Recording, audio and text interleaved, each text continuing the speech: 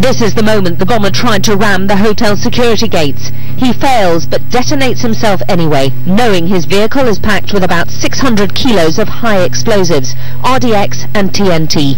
He is the human touch paper.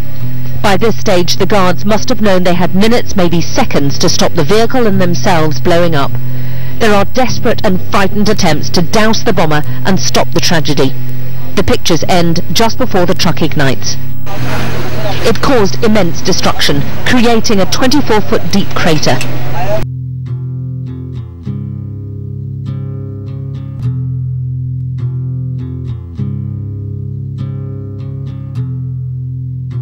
This is how I look now. That's a big ass hole.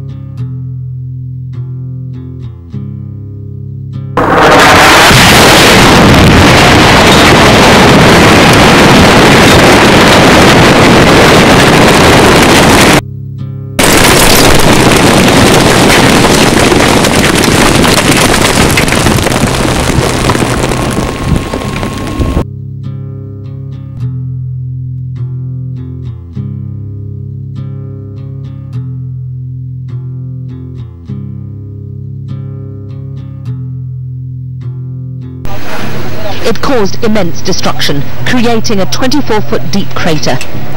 Rescue workers spent the day trying to find survivors, but in reality there's little chance of anyone being brought out alive now.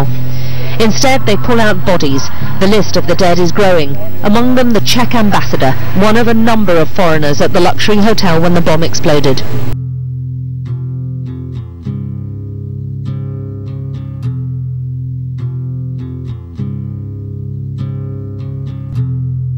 It's emerged that Pakistan's President and Prime Minister were both due to attend a dinner at the Marriott Hotel in Islamabad on the night it was destroyed by a truck bomb.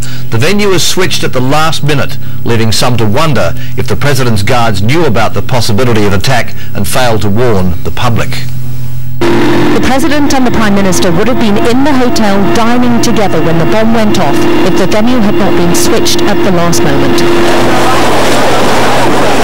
As the cleanup continued, there was no explanation about why the change was made, but it did raise two immediate questions. If the President's guards knew there was a threat to the hotel, then why didn't they warn the public?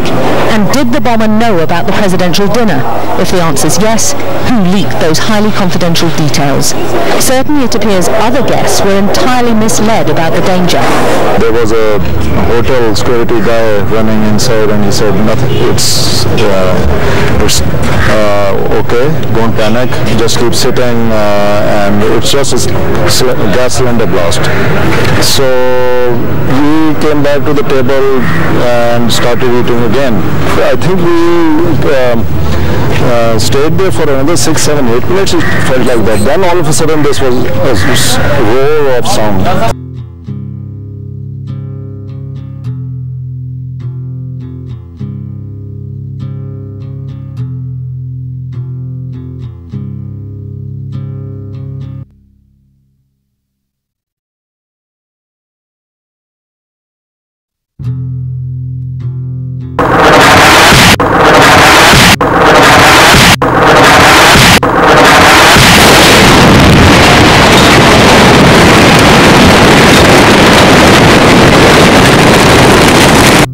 The first sound he heard was the bomber blowing himself up, and this was what was happening while the guests went back to their dinner.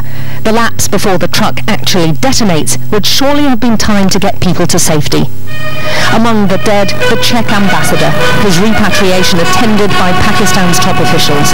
The hotel was one of only a handful of venues considered safe for foreign dignitaries. Fellow diplomats who survived insist the time to help Pakistan is now. I think that the Western countries have to help help Modi side. The bombings wrecked one of the capital's best-known landmarks and also shattered public confidence. But it stiffened the resolve that the militants cannot be allowed to win. I don't care about the business. I'm not worried about this hotel. I'm worried about the people who came livelihood for their children, left children home to earn money here, and children are home and they're dead. This is the biggest pain for me. They are still uncertain if more bodies will be found beneath all this ash, and at least one foreigner is still listed as missing. President Zardari knows he is a terrorist target, but he'll also be warning the US president the extremism Pakistan is suffering is now very much a worldwide problem. Alex Crawford, Sky News, Islamabad.